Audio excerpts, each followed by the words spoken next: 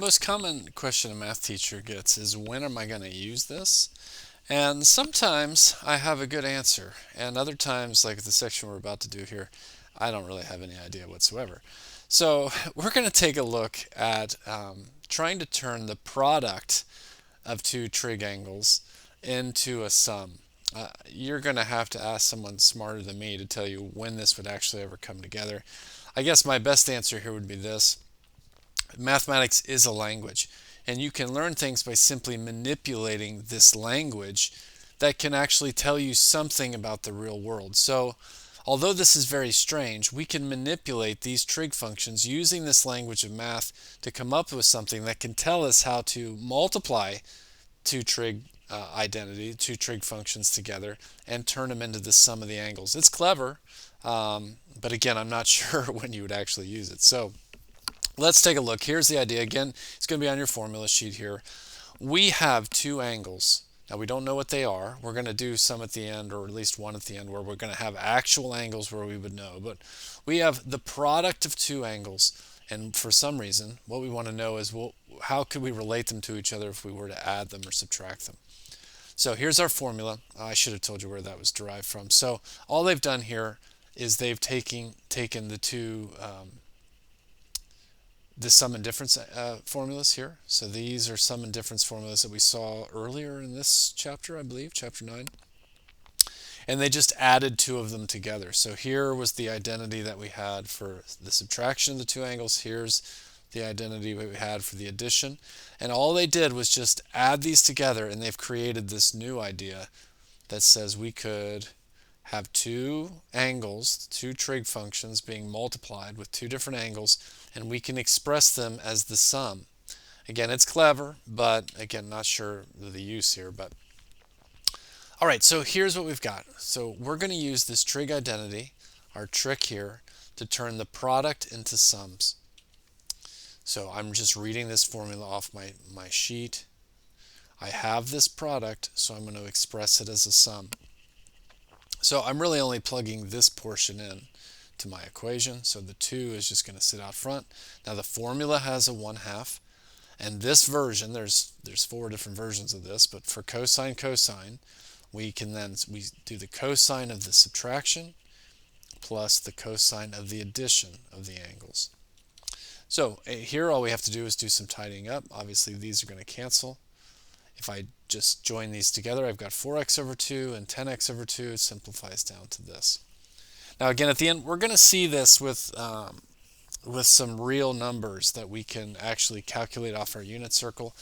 But many of these are going to just be just manipulating these around, and we're still with unknown angles here. So we're going to do this again. We've got another cosine.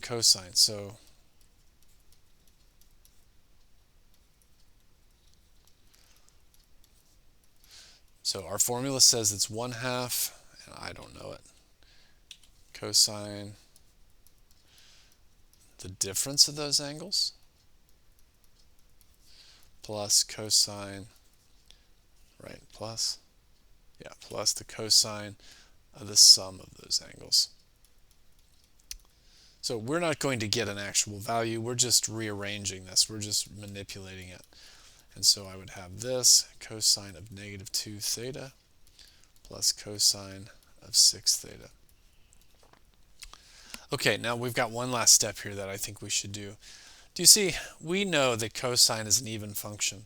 So we've seen before that if you put cosine of -theta into n, you get the exact same thing because it's symmetrical. So do you remember, it's the same idea as this, symmetrical over the y-axis. So our identity was this. You put in a negative angle, you get the exact same value out. It doesn't change anything. So let's do that here as well. So I've got a negative angle that goes in. It's going to be the same as just the positive. Okay, there we go. Now the same premise here can allow us to create a product for all the different trig functions. They're just the same thing. We're just adding together the sum and difference angles, the sum and difference formulas, and manipulating them. So we're going to get 4 versions of this one. Here's another one. What if we had the product of a sine and a cosine of two different angles? We get another formula. So we've got a sine and a cosine. We've got our new formula, but same premise. This really is just plug and chug. So I've got the two angles here. It's just my formula says you're going to sine them and add them, and then you're going to take the sine and subtract them. So pretty straightforward. Okay, so we've got a sine cosine here. So I got to look at my formula here.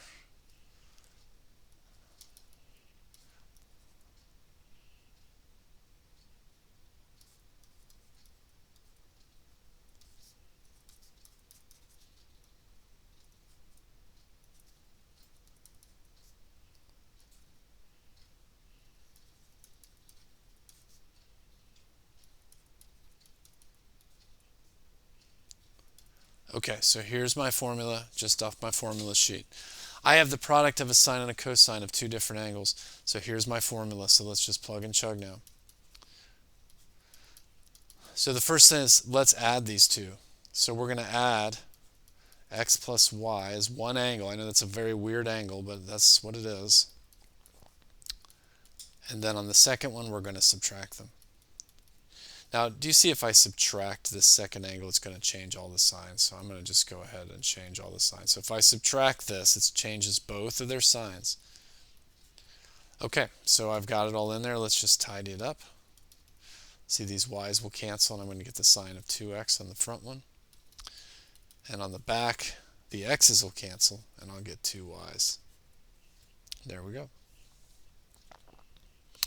All right, so here are all the different versions, all the combinations that could happen. I think that's pretty intuitive. Again, they're all just derived from adding to using the sum and difference formulas and adding them together in different combinations. Okay, so we have a cosine, which I think we've already seen. And they want it written as a sum or difference. In other words, they want it to not be a product. So here's our formula. Just taken right off our formula sheet. Let's just plug it in, plug and chug. Now, once again, they didn't show this, but they did the trick I did earlier. If you do 3 theta minus 5 theta, you're going to get cosine of negative 2 theta. So where did it go? Well, the even identity of this, they're calling it identity, but the fact that this is an even function turns that into positive. That's all they've done. Now, these are two different angles. I haven't pointed this out. These are two different angles. You cannot add these. These are not the same thing. This cannot be combined. We're done here. Okay, I think this is our last one. We're going to work this, but with some real angles. So our cosine formula here, well, I'm going to jump right into it. So it said, take those angles and subtract them. And then you take those angles and you add them. Okay, let's get going. Now let's tidy these up. So we subtract these. We're going to get the cosine of 10 pi over 12 plus the cosine of 12 pi over 12. But let's simplify that. We get the cosine of 5 pi over 6 plus the cosine. You see, this is just pi. Okay, now what's different here is before we were getting stuck, we didn't actually have real angles, but we know these. So the cosine of 5 pi over 6, that's in the second quadrant. It's a cosine in this quadrant, so it's going to be negative. And my reference angle is 30.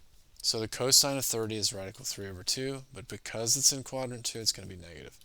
So I've got 1/2. This is negative right equal 3 over 2. Cosine of pi is negative 1. Okay, I'm going to just over here combine these. See how that would be. 1 can be turned into 2 over 2 to get a common denominator. So this is going to be all there.